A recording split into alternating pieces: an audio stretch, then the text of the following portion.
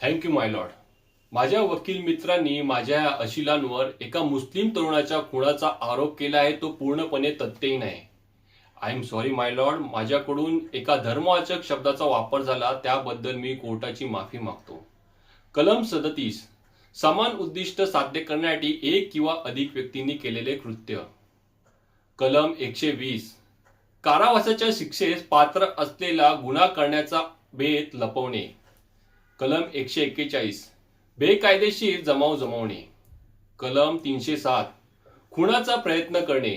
अशा विविध कलमांखाली माझ्या या अशिलांवर केलेले आरोप हे पूर्णपणे खोटे आहेत आणि गेल्या 4 तारखांपासून माझे हे वकील मित्र कोणताही साक्षीदार किंवा पुरावा सादर करू शकले नाहीत.